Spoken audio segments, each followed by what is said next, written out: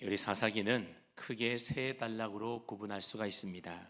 이 첫째 단락은 1장 1절로부터 3장 6절까지 말씀인데, 이 사사기의 배경이 되는 특징들에 대해서 설명하는, 어떻게 보면 사사기의 서론 부분에 해당되는 말씀입니다. 그리고 사사기의 두 번째 단락은 3장 7절로부터 16절까지 말씀인데, 이곳에는 12명의 사사들의 이야기가 기록되어 있는 사사기의 본론에 해당되는 부분입니다. 그리고 세 번째 단락은 오늘부터 살펴보게 될 17장부터 마지막 21장까지인데, 아모레던 사사시대상을 단면적으로 보여주는 두 개의 에피소드 이야기가 기록되어 있는 사사기의 결론 부분이다 말할 수가 있습니다. 우리가 지난주까지 삼손을 마지막으로 해서 사사기의 본론 부분에 관하여 우리가 살펴본 바 있습니다. 그래서 오늘부터는 더 이상 사사 이야기가 등장을 하지 않고, 그 대신 사사기의 결론에 해당되는 두 가지 에피소드 이야기를 오늘부터 살펴볼까 합니다. 이 사사기의 마지막 부분을 장식하고 있는 이 두 개의 에피소드는 사사시대의 이스라엘의 만연에 있었던 종교적인 타락의 모습과 도덕적 타락의 모습을 대변해주는 이야기다 말할 수가 있습니다.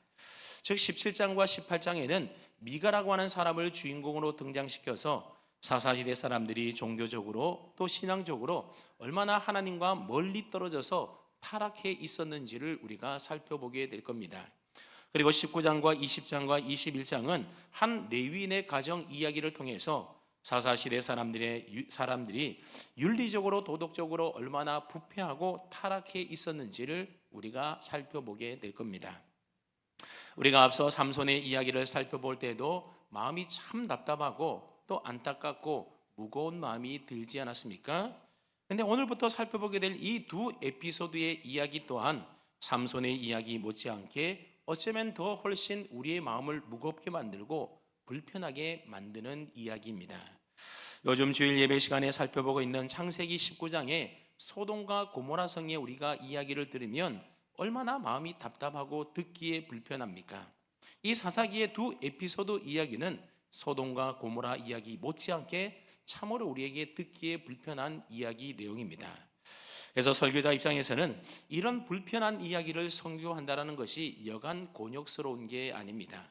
설교자 입장에서는 들어서 은혜가 되고 힘이 나고 좋은 말씀들, 좋은 이야기들을 들려주고 싶은 것이 사실이지 않겠습니까? 그러나 하나님의 말씀인 성경은 우리가 듣기에 좋은 이야기만 기록되어 있는 것이 아니라 들어서 불편한 이야기, 얼굴이 화끈거리는 이야기들도 가감없이 성경에는 그대로 다 기록되어져 있습니다. 왜냐하면 하나님의 말씀이기 때문에 그렇습니다.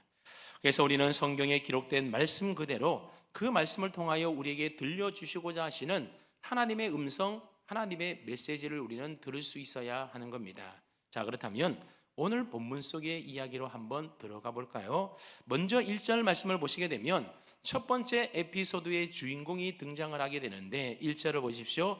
에브라임 산지에 미가라 이름하는 사람이 있더니 그랬습니다. 첫 번째 에피소드의 주인공의 이름이 무엇입니까? 미가입니다. 근데 이 미가를 소개하면서 가장 먼저 언급하고 있는 것이 뭔가 하면 그가 에브라임 산지 사람이라고 소개를 하고 있습니다.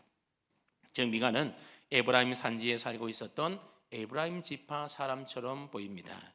여러분, 우리가 아는 것처럼 에브라임 지파는 사사시대 때에 가장 컸던 지파였고, 동시에 이 에브라임 산지 실로라고 하는 곳에 사사시대 때의 성전에 해당되었던 중앙 성소가 위치해 있었던 곳이 어디인가 하면 바로 이 실로 에브라임 산지였습니다. 그러니 당시에 에브라임 지파 사람들의 긍지라고 하는 것은 참으로 대단했던 겁니다. 그러다 보니 때로는 그 정도가 너무 지나쳐서 문제를 일으킬 때도 있었습니다.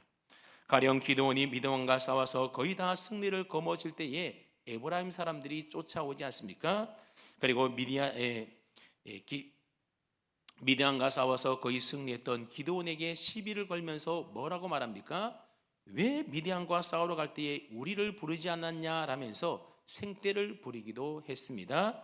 그리고 또 나중에 입다가 암몬 자손과 싸워서 큰 승리를 거두었을 때도 또한 에브라임 지파 사람들이 우르르 몰려가서 암몬 자손과 싸우러 갈 때에 어찌하여 우리를 부르지 않았느냐 그러면서 마치 자신들이 그 모든 승리와 영광을 가로채려고 했을 때에 결국 입다가 가만히 두지 않고 그들을 다 물리쳐서 큰 화를 입게 되었던 지파가 어느 지파라고요? 에브라임 산지에 살고 있었던 에브라임 지파 사람들이었습니다.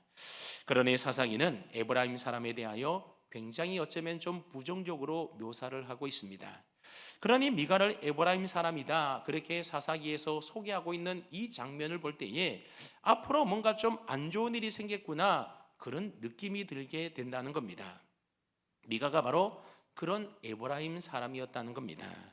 여러분 우리말 성경에는 미가라 그렇게 이름이 되었지만 히브리 원문에 보게 되면 미가의 원래 이름은 미가 예후라는 이름을 가지고 있었습니다.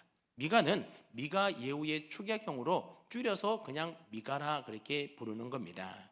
자, 그런데 이 미가 예후라는 이름의 뜻이 참 중요한데 그 이름의 뜻이 뭔가 하면 여호와 같은 이가 누구냐 그런 뜻을 가지고 있는 이름이 바로 미가 예후입니다. 좀 달리 풀어서 말한다면 이 세상에 하나님 같은 분은 아무도 없습니다. 오직 여호와 하나님만이 유일하신 하나님입니다. 이렇게 해석되어지는 이름이 뭐라고요? 그게 미가라는 이름이 가지고 있는 뜻이었다는 겁니다. 여러분 미가라는 이름이 참 신앙적이고 좋은 이름이지 않습니까? 근데 이런 이름을 누가 지어줬다고요? 그 당시에 관습으로 올 때에 그의 부모님이 미가라고 하는 아주 신앙적이고 좋은 이름을 이처럼 지어주었던 겁니다. 아들을 낳고 이름을 하나님 같은 분은 이 세상에 아무도 없다라고 그 이름을 지어줄 정도라고 한다면 여러분 그 부모의 믿음 또한 얼마나 신실하고 좋았을까? 여러분 그런 상상이 들지 않습니까? 근데 이런 우리의 상상은 2절을 읽어가다 보면 여지없이 금방 깨어지고 말게 됩니다. 2절 말씀을 한번 보십시오. 2절 상반절을 보시면 그의 어머니에게 이르되 어머니께서 은 1,100을 잃어버리셨으므로 그런 말이 등장을 합니다. 2절에 보면 은 1,100을 잃어버린 미가의 어머니가 이제 등장을 하게 됩니다. 근데 특이한 것은 미가 집안의 이야기를 소개함에 있어서 그의 어머니는 등장시키고 있는데 그의 아버지는 어디에도 등장을 하고 있지 않다라는 겁니다. 그래서 학자들은 두 가지로 추측을 합니다.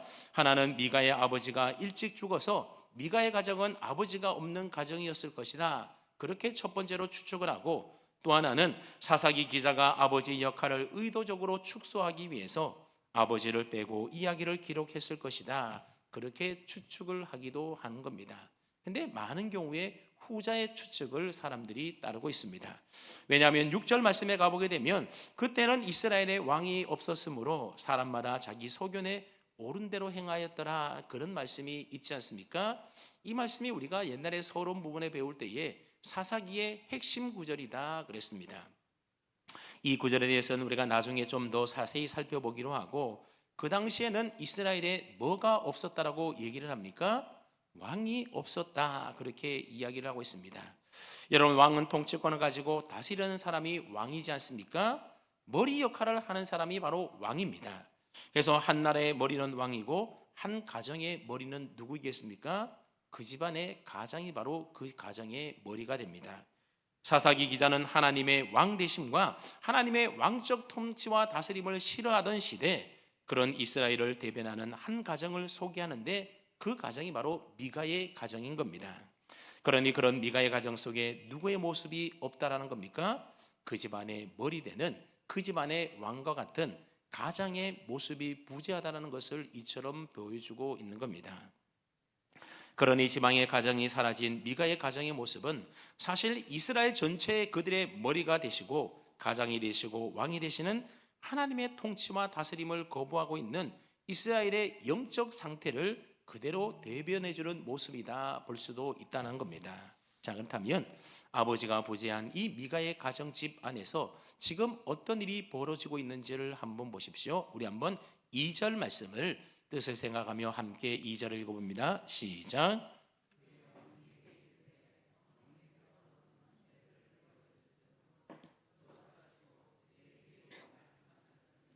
보소서 그 은이 내게 있나이다. 내가 그것을 가졌나이다 하니 그의 어머니가 이르되 내 아들이 여호와께 복받기를 원하노라 하리라. 아멘.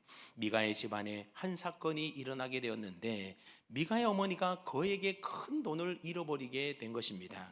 얼마의 돈을 잃어버렸다고 합니까? 은 1,100을 잃어버렸다고 합니다. 성경에 보면 노예 한 사람의 생명값이 얼마였는가 하면 은 30이라고 말을 합니다.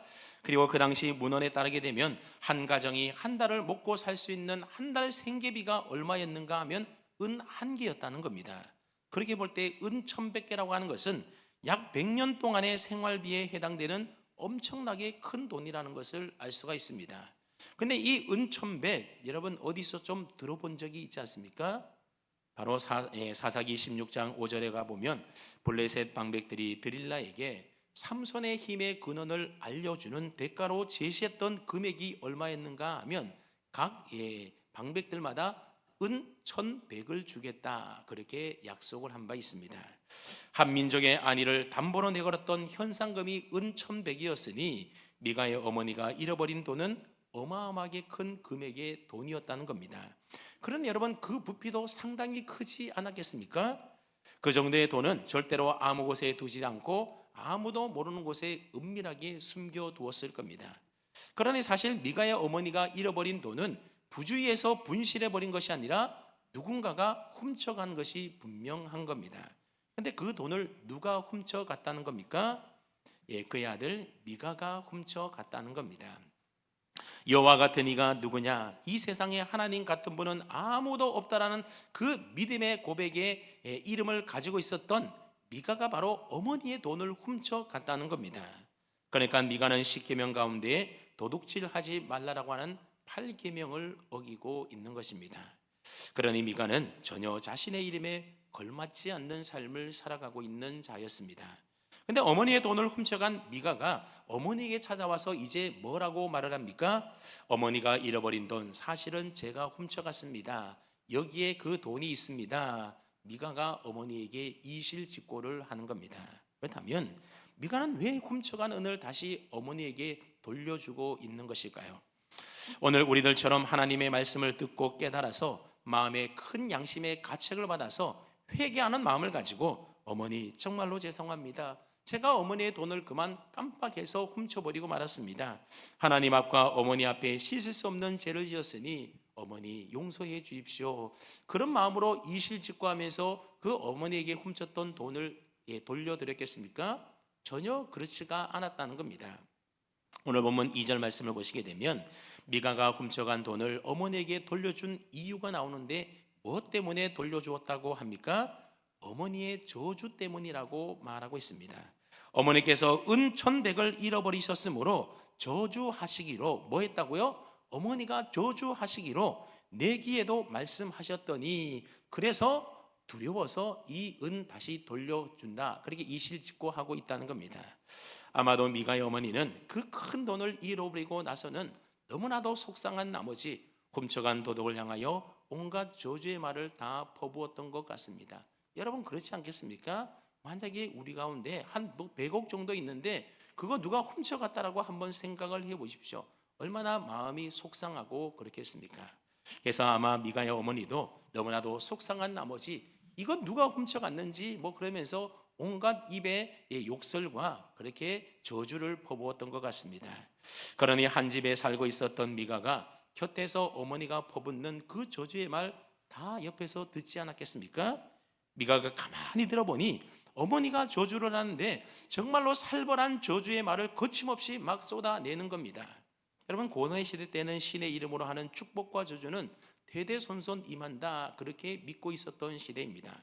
그러니 매일같이 쏟아내는 어머니의 그 살벌한 저주 소리를 곁에서 듣고 있던 미가는 두려움에 빠져들게 되었던 겁니다. 그래서 견디다 못해 어머니에게 찾아와서 은 1,100을 돌려드리면서 자신이 훔쳐갔다라고 이실직고하고 있는 것입니다. 무슨 그가 회개해서 가지고 온 것이 아니라 두려워서 그 저주 때문에 두려워서 갖고 왔다는 겁니다. 여러분 미가의 가정의 모습을 가만히 한번 들여다보십시오. 아들은 어머니의 돈을 훔쳐가고 어머니는 자식이 훔쳐간 줄도 모르고 온갖 살벌한 저주의 말을 퍼붓고 있는 가정입니다. 그러니 여러분 이런 가정에 어떻게 하나님이 복을 주실 수가 있겠습니까? 근데 2절 끝에 보면 미가의 어머니가 뭐라고 말합니까? 내 아들이 여호와께 복 받기를 원하노라, 그렇게 복을 빌어주고 있습니다. 돈을 훔쳐간 아들에게 따끔하게 꾸짖고 책망하며 야단쳐도 마땅한 마당에 미가의 어머니는 오히려 그런 아들을 감싸며 축복을 선언하고 있는 겁니다. 조금 전까지 저주를 퍼부었던 입에서 갑자기 아들을 축복하는 말이 막 흘러나오는 겁니다. 왜 그랬던 것일까요? 자식이 훔쳐갔던 말던 잃어버린 줄 알았던 그 돈을 이제 다시 되찾게 되었으니 너무나도 기뻐서 그렇게 축복을 했을까요? 그렇게 보이지가 않습니다. 사실 미가의 어머니는 자기 아들이 잃어버린 돈을 훔쳐갔다라는 얘기를 듣고 깜짝 놀랐을 겁니다. 믿는 아들에게 발등 지켜서가 아니라 그것보다는 그동안 자신이 무섭게 쏟아내놓았던 그 저주가 마음에 크게 걸렸기 때문에 그렇습니다. 한번 쏟아낸 저주 다시 담을 수 없는 것 아닙니까? 이미 쏟아진 물 다시 담을 수가 없는 것처럼 다시 쏟아낸 저주를 담아낼 수가 없습니다. 그러니 지금까지 자신이 쏟아부었던 저주를 이제는 사랑하던 아들이 그대로 다 받게 생겨버린 겁니다. 그동안 얼마나 심하게 저주를 많이 퍼부었던지 아마 미가의 어머니도 겁이 났던 모양입니다. 그래서 미가의 어머니는 자기 자식을 향하여 쏟아부었던 그 저주를 이제는 축복으로 되돌리고 싶었던 겁니다. 그래서 내 아들이 여호와께 복 받기를 원하노라, 그렇게 복을 빌어주면서 축복을 선언하고 있습니다. 여러분, 일면 미가의 어머니의 자식을 향한 모정이 이해가는 측면이 없지 않아 있지 않습니까? 정말로 미가의 어머니에게 자식이 하나님께로부터 복 받기를 바라는 마음이 그 마음속에 진정으로 있었다라고 한다면 여러분, 그 어머니가 어떻게 해야 하는 것이겠습니까? 따끔하게 야단을 치면서 하나님의 말씀으로 훈계하며 그의 잘못을 하나님 앞에 뉘우치며 회개하도록 지도해야 하는 것 아니겠습니까? 잘못한 자식을 위하여 복을 빌어준다라고 해서 하나님이 복을 내려주겠습니까? 하나님께로부터 은혜와 복을 받으려면 하나님과의 바른 관계성을 회복시켜 주어야만 하는 겁니다. 근데 미가의 어머니는 자신이 퍼부었던 저주를 조금이나마 상쇄하고 싶어서 축복 선언을 하지만 사실 어림없는 일이었던 겁니다. 미가의 어머니도 그런 사실을 잘 알고 있었던지 그녀의 삐뚤어진 모정은 결국 하지 말아야 될 일로 나아가고 말게 됩니다. 3절 말씀을 한번 보십시오. 3절을 보시면 미가가 은 1,100을 그의 어머니에게 도로 주매 그의 어머니가 이르되 내가 내 아들을 위하여 한 신상을 새겨 한 신상을 부어 만들기 위해 내 손에서 이 은을 여호와께 거룩히 드리노라. 그러므로 내가 이제 이 은을 내게 도로 주리라, 그런 말을 하고 있습니다. 미가가 어머니에게 은 1,100을 돌려주게 되자 미가의 어머니가 그런 아들을 위하여 뭘 했다고 말합니까? 아들이 돌려준 돈을 여호와께 거룩하게 드렸다라고 말을 합니다. 오늘날로 말하면 하나님께 헌금을 드렸다, 그 말입니다. 그러니까 미가의 어머니는 자기 아들이 복 받기를 바라는 마음에서 하나님께 헌금을 했던 것 같습니다. 여러분, 내가 복 받기 위하여, 내 사업이 잘 되기 위하여, 내가 건강해지기 위하여 내 자녀 손들을 출세하고 성공하기를 바라는 마음에서 헌금을 드리는 것, 여러분 그렇게 드릴 때도 있지 않습니까? 근데 그게 하나님 보시기에 좋지 않을 때가 있다는 겁니다. 왜냐하면 기복적인 마음을 가지고 드릴 때가 바로 그렇습니다. 복을 바라고 구하는 기복적인 생각을 가지고 우리는 헌금을 드려서는 안 되는 겁니다. 하나님께 드리는 헌금은 하나님께서 우리의 삶에 베풀어 주신 그 은혜에 대하여 감사하는 마음의 표현을 가지고 하나님께 헌금을 해야 되는 것이고, 내가 이 땅에서 지금 누리고 있는 것들, 그 모든 것이 다 하나님이 내게 주신 하나님의 것입니다. 그 마음으로 우리가 하나님 앞에 헌금을 드려야 되는 것이고, 주님의 나라와 뜻을 이루는 일들을 위하여 내가 물질로 섬기며 동참하기 원합니다, 동력하기 원합니다. 여러분, 그 마음 가지고 하나님께 드리는 것이 헌금이지 않습니까? 근데 미가의 어머니는 내 아들을 위하여, 누구를 위하여? 내 아들을 위하여, 내 아들이 복을 받도록 하기 위해서 이 은을 여호와께 거룩히 드리노라, 지금 그러고 있다는 겁니다. 그러니 미가 어머니의 신앙이 얼마나 잘못되고 왜곡되어 있는지 모릅니다. 근데 문제는 이 은으로 뭘 만들기 위하여 하나님께 드렸다라고 말을 합니까? 기가 막히게도 한 신상을 만들기 위하여 하나님 앞에 거룩하게 드렸다, 그렇게 성경이 기록하고 있습니다. 읽어도 도저히 믿기지 않는 여러분 가히 충격적인 장면이지 않습니까? 여러분 신상이 무엇입니까? 요즘 젊은이들은 신상 그러면 뭐 새로운 신상품을 가리켜서 신상이라 그러는데 여기서 말하는 신상이라고 하는 것은 신의 형상을 새겨 만든 우상을 가리켜 말하는 것입니다. 하나님께 거룩하게 구별하여 드린 헌금으로 우상을 만든다고 하고 있으니 여러분 우리 생각에는 앞뒤가 맞지 않아도 너무 맞지 않지 않습니까? 여러분 십계명의 제2계명이 무엇입니까? 너를 위하여 새긴 우상을 만들지 말라라고 하는 겁니다. 그런데 아들을 위하여 한 신상을 새기며 한 신상을 부어 만드는 일은 십계명의 두 번째 계명을 정면으로 어기는 행동이었던 겁니다. 그러니 아들은 8계명을 어기고 어머니는 2계명을 어기고 있는 이 가정을 한번 보십시오. 그러니 하나님의 말씀에 대하여 조금이라도 알고 있는 사람이라고 한다면 절대로 해서는 안 된 행동들을 이 미가도 하고 있고 미가의 어머니도 지금 행동하고 있는 겁니다. 그러니 이들의 신앙이 잘못되어도 한참 잘못된 신앙이지 않습니까? 그래서 이 미가의 이야기는 그 당시 사사시대 때에 타락한 종교의 모습이 어떠한지를 우리에게 그대로 보여주고 있는 겁니다. 그런데도 미가의 어머니는 이 일에 대하여 전혀 이상하게 여기질 않고 있습니다. 당연한 듯이 행동을 합니다. 오히려 자기가 퍼부었던 저주를 상쇄시키기 위하여 아들이 하나님께 복받도록 하기 위하여 이런 일을 지금 벌이고 있는 겁니다. 그래서 4절 말씀을 보시게 되면 미가의 어머니가 은 200을 가져다가 은장색에게 주고 그래서 은으로 만든 한 신상을 만들게 됩니다. 그리고 미가가 그걸 자기의 집에 두었다고 말을 합니다. 근데 그것만으로도 모자랐는지 미가는 한술 더 뜨게 되는데 5절 말씀을 한번 보십시오. 5절을 보시면 그 사람 미가에게 신당이 있으므로 그가 에봇과 드라빔을 만들고 한 아들을 세워 그의 제사장으로 삼았더라 말하고 있습니다. 미가가 자기 집에다가 신당을 만들어 놓았다는 겁니다. 여러분 신당이 무엇이겠습니까? 신들을 모시는 집, 즉 우상을 모셔다 놓고 목을 비는 곳이 바로 신당입니다. 미가의 집에 바로 이런 신당이 있었다라는 겁니다. 미가는 이곳 신당에다가 은 200개를 주고 만든 아마 신상을 모셔놓고 섬겼던 것 같습니다. 그것으로도 부족했는지 미가는 또 무엇을 만들어 놓았다고 합니까? 에봇과 드라빔까지 만들어 놓았다고 합니다. 에봇은 본래 대제사장이 입는 거룩한 의복입니다. 그래서 금색, 청색, 자색, 홍색 실로 짜서 어깨에 걸치는 의복인데 제사장들이 자신의 고유한 신분을 보여주기 위해서 착복했던 옷이 바로 에봇입니다. 그런데 이 에봇이 기드온 시대에 들어와서 사람들에게 우상처럼 숭배되기 시작했습니다. 그래서 사사기 8장 27절 말씀해 보게 되면 기드온이 그 금으로 에봇 하나를 만들어 자기 성읍 오보라에 두었더니 온 이스라엘이 그것을 음란하게 위함으로 그것이 기드온과 그의 집에 올무가 되니라. 우리가 이미 살펴보았던 말씀입니다. 여기서 음란하게 위했다라고 하는 말은 하나님보다도 우상화되어 버린 그 에봇을 더 숭배하고 섬겼다 그런 의미의 말입니다. 아마도 미가도 이런 이유 때문인지 자기 신당에다가 에봇을 만들어서 음란하게 그것을 섬기고 있었던 것 같습니다. 또 미가가 드라빔을 만들었다 그러는데 드라빔이라는 것은 고대 근동 지역에서 가정을 지켜주는 수호신이 바로 이 드라빔입니다.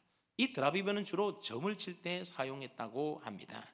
그러니 미가는 자기 집에다가 신당을 만들어 놓고 그곳에다가 은으로 만든 신상을 모셔놓고 에봇과 드라빔을 갖다 놓고 함께 섬기고 숭배했던 겁니다.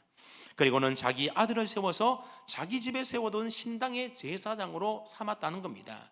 여러분 제사장의 직분이라고 하는 것은 레위 지파 가운데서도 아론의 직계 후손들만이 세습적으로 할 수 있는 직분이 제사장 직분이지 않습니까? 근데 미가의 아들은 레위 지파 사람도 아론의 후손도 아니지 않습니까? 그러니 하나님의 말씀에 따르면 절대로 제사장이 될 수가 없는 인물인 겁니다. 그리고 제사장을 위임하는 것도 공적인 자리에서 대제사장이 그 일을 하는 것이지 개인이 자기 마음대로 누구에게 제사장직을 위임해서 네가 제사장 해라 그렇게 한다고 해서 제사장이 되는 게 아니었다라는 겁니다. 근데 이걸 누구의 이름으로 이 일들을 하고 있다라는 겁니까? 여호와의 이름을 걸고 그 일들을 지금 행하고 있다라는 겁니다. 미가의 어머니와 미가는 하나님에 대해서 이야기를 하고 거룩에 대해서 이야기를 하고 하나님의 복에 대해서 이야기를 하고 있지만, 그러나 그들은 하나님의 말씀과 뜻과는 완전히 동떨어진 모습으로 완전히 혼합주의화된 그런 신앙생활을 하고 있는 타락해버린 종교상의 실상을 우리에게 보여주고 있는 겁니다. 내가 복을 받아 누릴 수만 있다라고 한다면 그게 우상의 신상이 되었든지, 아니면 제사장만이 입을 수 있는 에봇이 되었든지, 아니면 드라빔같이 애점을 치는 미신이든지 아무런 상관이 없다는 겁니다. 나는 그저 복만 받으면 된다라는 겁니다. 그야말로 온갖 기복주의적인 요소가 다 짬뽕이 되어버린, 타락과 변질이 극도로 혼합되어버린 혼합주의 종교의 모습을 바로 사사시대 때의 이스라엘 종교의 실상이라는 것을 이 미가의 이야기를 통하여 우리에게 보여주고 있는 것입니다. 꼭 하나님 아니더라도 어느 것 하나만 걸려서 내가 복을 받으면 된다라는 겁니다. 여러분, 오늘날에도 그렇지 않습니까? 입시철이나 아니면 선거철이 되면 많은 사람들이 교회 와서 헌금을 하기도 하고, 또 절에 가서 쉬지도 하고, 또 동시에 갓바위네 같은 곳에 가가지고 그곳에서 막 빌기도 하고 그러지 않습니까? 그리고 기독교인들 가운데도 예배도 드리면서 사주도 보고 점도 치고, 또 신년에는 토종 비결도 보고 오늘의 운세를 보는 사람들도 꽤 많이 있다고 합니다. 여러분, 재미라도 절대로 그런 것 봐서는 안 되는 겁니다. 옆에서 우리 가까운 믿지 않는 친구들이 아유 재미로 한번 봐봐 그러더라도 여러분, 재미로라도 절대로 그런 것 봐서는 안 된다는 겁니다. 여러분, 복 받기 위하여 예수 믿고 교회 다니면 이런 혼합주의에 빠져버리게 된다는 것을 기억하십시오. 여러분, 우리는 예수 믿고 교회 다니는 것은 무슨 이 세상에 복을 누리고 복을 받기 위하여 예수 믿고 교회 다니는 것이 절대로 아닌 것입니다. 예수 믿는 저와 여러분들은 이미 하나님 아버지께로부터 하늘의 신령한 은혜와 복을 다 넘치도록 받은 사람들이지 않습니까? 우리가 받은 복은 세상 사람들이 말하는 물질과 건강과 명예와 세상과 출세, 이런 땅의 복을 받은 것이 아닙니다. 여러분, 이런 땅의 복들은 다 있다가도 금세 없어지고 사라질 땅에 속한 그렇게 썩어질 그런 복들이지 않습니까? 그러나 예수 믿는 우리들이 받은 복은 썩어지고 사라질 복이 아니라 영원히 누리게 될, 천국에서 누리게 될 하늘의 신령한 복인 겁니다. 즉 창세전에 하나님의 자녀로 택함받은 예정의 복을 우리들이 받았고요, 또 예수님의 그 십자가 보혈의 은혜와 능력을 통하여 우리의 모든 죄를 다 사함받게 되었고 의롭다 칭함을 받은 복을 누리게 되었고요, 또 성령의 인치심을 통하여 우리에게 영원한 구원과 생명을 얻어서 우리는 오늘 죽어도 천국 가서 영생을 누릴 수 있는 이 영생의 복을 저와 여러분들이 이미 다 받은 줄로 믿을 수 있기를 바랍니다. 하나님께서 세상에 그 무엇으로도 살 수 없는 이런 이런 귀한 선물들을 우리에게 값없이 은혜로 주셨는데 그것에 대해서 우리는 감사하지 못하고 그저 썩어질 땅의 것들을 구하기 위해서, 땅의 복을 얻기 위해서 우리가 예수 믿고 교회 다닌다면 그거는 말도 안 되는 일이지 않습니까?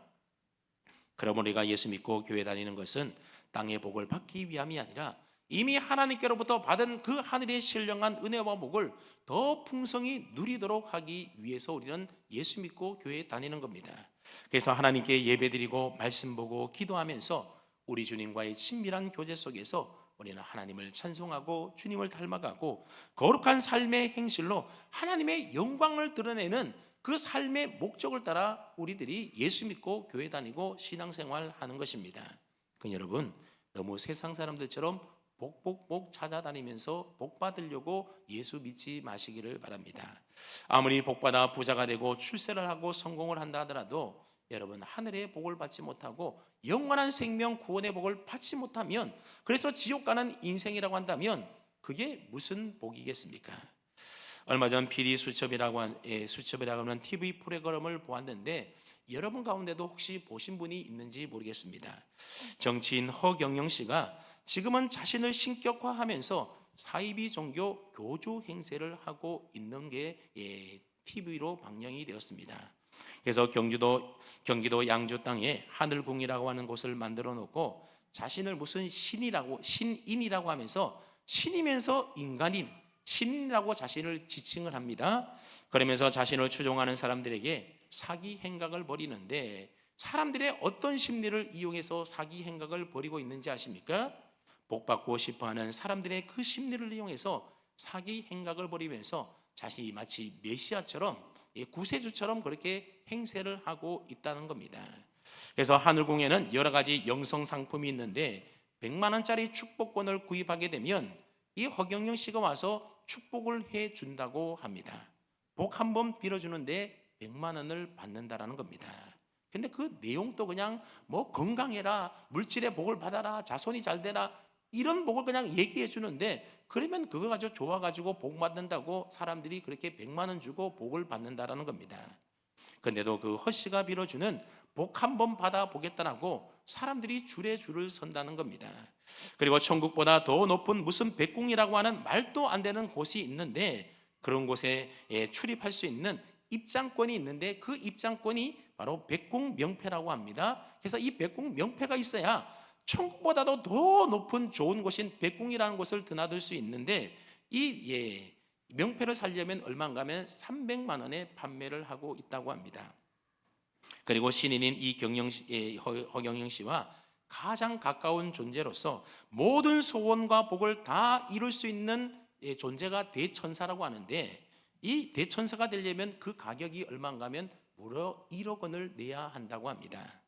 우리 생각에는 누가 저런 거짓말에 속아서 저런 말도 안 되는 거 비싼 돈 주고 사겠느냐, 그렇게 우리는 생각할지 모르지만 300만 원에 구입하는 백궁 명패를 구입한 사람이 18,000명 가량이 된다고 합니다. 그거 팔아서 456억 원의 매출을 올렸다고 합니다. 그리고 1억 원짜리 대천사도 220명이 구입을 해서 매출액이 220억이 되었다고 합니다. 그리고 지금 또 계속 팔려 나가고 있다고 합니다. 여러분, 다들 정신 나간 것 아니겠습니까? 다들 왜 이렇게 정신 나간 짓을 하고 있다고요? 복을 받기 위해서, 복 받으려고 사람들이 그러고 있다는 겁니다. 그러니 참 씁쓸하지 않습니까? 진짜 복이 무엇인지를 제대로 알지 못하고 그저 이 세상에 썩어져가는 물질과 건강과 뭐 자녀와 출세, 이런 복을 매달려가지고 쓸데없이 다 그렇게 빚을 내가지고 그거 사가지고 결국 패가망신하는 그런 사람들이 지금 막 생겨나가지고 고발되고 이런 사정 가운데 있습니다.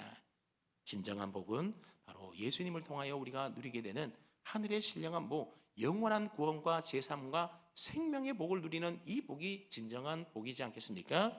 그렇다면 여러분, 성경은 이런 현상의 원인에 대하여 뭐라고 진단을 내리고 있습니까? 왜 이런 일들이 일어난다고 합니까? 우리 다 함께 오늘 본문 6절 말씀을 함께 읽어보겠습니다. 6절입니다. 시작.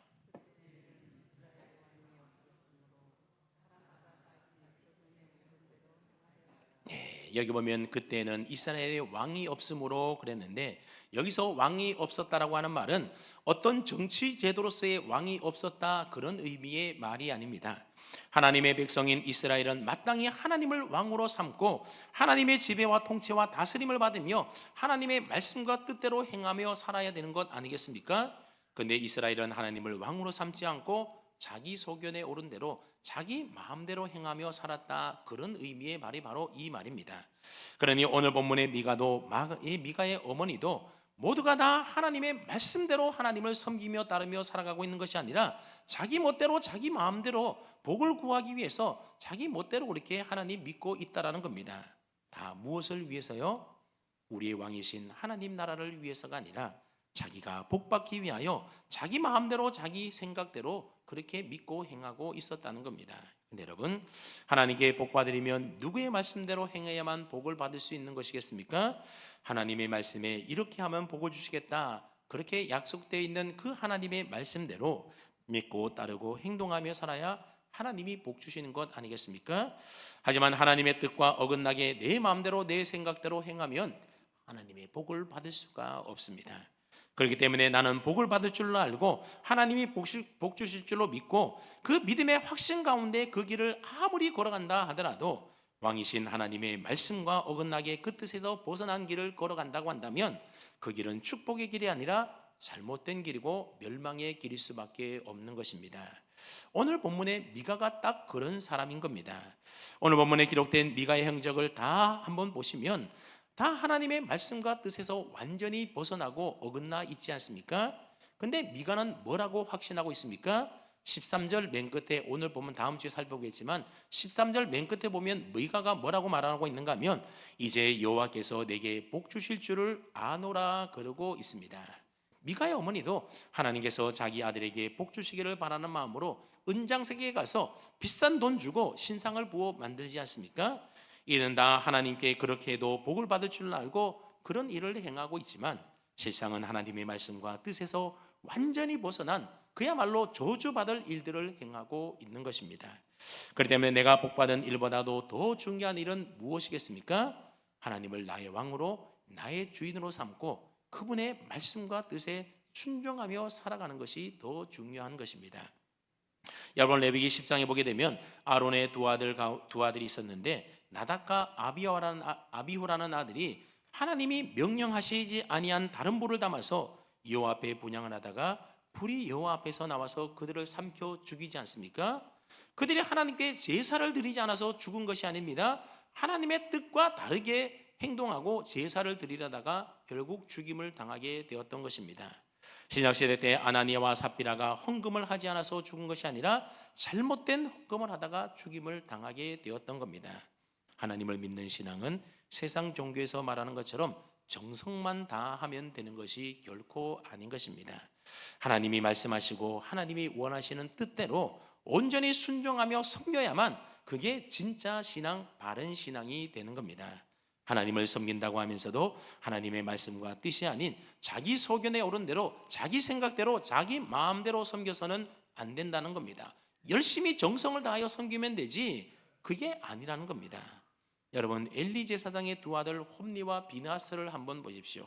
성경은 이들에 대하여 행실이 나빠서 여호와를 알지 못하는 자들이다 그렇게 평가를 내립니다. 그들은 제사장이었지만 제사장의 역할을 감당하고 있었지만 요즘 말로 표현을 하면 헌금 주머니에다가 손을 집어넣어서 손에 잡혀 나오는 헌금은 전부 다 내 거야 그렇게 살았습니다. 게다가 아직 제사를 드리지도 않은 제물을 자기 마음대로 뺏어서 갈취하기도 했습니다. 심지어 해망문에서 수종드는 여인들과 부적절한 관계도 맺고 지냈습니다. 한마디로 제사장 역할을 하고 있었지만 하나님 무서운 줄 모르고 하나님이 왕이 아닌 내가 왕이 되어서 자기 소견에 오른 대로 자기 마음대로 행하고 지냈던 겁니다. 그랬던 그들이 블레셋과의 전쟁에서 패하게 되자 하나님의 인재의 상징이었던 법궤를 메고 전쟁터에 나가지 않습니까? 왜 전쟁터에 법궤를 메고 나간 겁니까? 하나님이 아닌 법궤가 복을 줄 것이라는, 법궤가 승리를 줄 것이라고 하는 그것을 믿었기 때문에 그랬던 겁니다.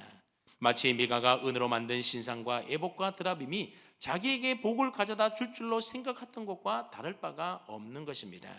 결국 홈니와 비나스는 전쟁터에서 죽게 되었고 하나님의 법궤는 블레셋에게 빼앗기게 되었고 그 소식을 들어서 충격을 받았던 엘리 제사장은 뒤로 넘어져서 그도 죽고 말게 됩니다. 그러니 하나님을 왕으로 삼고 그분의 말씀과 뜻을 따라 믿음으로 살지 아니하고 자기 소견에 오른 대로 산 삶의 결과는 복이 아니라 무엇이었습니까? 화요 저주였던 겁니다. 출애굽기에 보면 하나님께서 모세에게 성막은 이렇게 만들어야 된다 그러면서 성막 만드는 식양과 양식과 제도를 다 알려주었습니다. 여러분, 모세는 어떤 사람인가 하면 애굽의 모든 학문을 다 배웠던 학문에 능통한 자였습니다. 얼마든지 자기 생각이 있고 자기 계획이 있고 또 많은 기술과 방법을 알고 있었던 사람입니다. 그런데 모세는 어떻게 합니까? 오직 하나님께서 전해주신 그 모양 그대로 만들어서 하나님 앞에 성막을 봉헌하여 올려드립니다. 그래서 성막을 다 짓고 난 이후에 출애굽기 39장 43절 말씀해 보게 되면 이렇게 말합니다. 모세가 그 마친 모든 것을 본즉 누가 명령하신 대로 되었다고요? 여호와께서 명령하신 대로 되었으므로 모세가 그들에게 축복했다 말하고 있습니다. 그리고 출애굽기 40장에도 보면 16절, 19절, 21절, 23절, 25절, 27절, 29절, 32절 무려 8번이나 계속해서 반복하는 말씀이 뭔가 하면 여호와께서 모세에게 명령하신 대로 되니라. 모세가 자기 마음대로 한 게 아니라는 겁니다. 하나님이 명령하신 대로 하나님 말씀 그대로 했다라고 하는 겁니다. 그렇습니다. 모세는 하나님께서 자기에게 명령하신 그대로 다 행했던 것입니다. 찬성들 여러분, 하나님을 믿는다라고 하는 것은 하나님을 나의 왕으로 내 인생의 주인으로 삼고 그리고 하나님을 나의 왕, 내 인생의 주인으로 삼는다라고 하는 것은 내 마음대로 살아가는 것이 아니라 그분의 말씀과 뜻대로 순종하며 따르며 행하며 사는 것이 바로 하나님을 나의 왕으로 나의 주인으로 삼고 사는 것 아니겠습니까? 그렇지 않고 나는 복받을 줄로 알고 열심히 행했는데 그것이 하나님의 뜻이 아닌 내 소견에 옳은 대로 행한 일이었다고 한다면 결국 아무 소용이 없는 것이 되고 마는 겁니다. 그러므로 내가 열심히 하는 것보다도 더 중요한 것이 무엇이겠습니까? 하나님 말씀과 뜻대로 모세처럼 하나님이 말씀하신 그대로 순종하는 것이 바로 바르게 행하는 것이 훨씬 더 중요한 것입니다. 열심보다는 방향이 더 중요하다는 사실을 여러분 늘 기억하십시오. 바람 방향으로 가려면 우리 인생의 나침반이요 내비게이션 되시는 하나님의 말씀과 지시대로 가야 됩니다. 그러려면 하나님을 나의 왕으로 내 인생의 주인으로 삼고 살아야 되는 것 아니겠습니까? 그렇습니다. 그러기 위해서는 우리는 하나님의 말씀을 부지런히 읽고 배우고 묵상해야 되는 겁니다. 그래서 우리 권사님이 기도하셨던 것처럼 우리가 성경 300독 운동하자, 성경을 읽자, 하나님의 말씀을 배우자 계속해서 강조하고 많은 성도들이 그 일에 동참하고 있는 것 아니겠습니까? 여러분, 하나님의 말씀은 아무리 강조해도 지나침이 없다는 사실을 기억하십시오. 사사시대 사람들은 여호수아와 하나님을 알던 세대 사람들이 다 죽어버리게 되자 그 후에 일어난 사람들은 여호와를 알지 못했다 말합니다. 여러분, 사사기의 비극은 바로 여기서부터 시작이 된 것입니다. 하나님의 말씀이 그들의 신앙과 삶의 기준이요 잣대가 되어야 되는데 하나님의 말씀을 모르니 하나님을 섬긴다 하면서도 하나님의 말씀과 다르게 그저 자기가 복받으려고 자기 마음대로 그렇게 하나님을 섬기고 있는 혼합주의화된 신앙의 그래서 여호와 신앙이 타락해버리는 모습을 우리는 오늘 본문 속에서 발견하게 되는 겁니다. 바뀌는 저와 여러분 모두는 하나님을 나의 왕, 나의 주인으로 삼고 하나님 말씀과 뜻대로 늘 순종하며 살기를 축복합니다. 그렇게 살면 하나님께서 우리의 삶을 책임져 주시고 그러한 우리에게 분명히 하나님의 은혜와 복으로 날마다 우리의 삶에 넘치도록 우리를 축복해 줄 줄로 믿습니다. 이러한 은혜가 저와 여러분 모두에 있기를 주님의 이름으로 축원합니다. 아멘.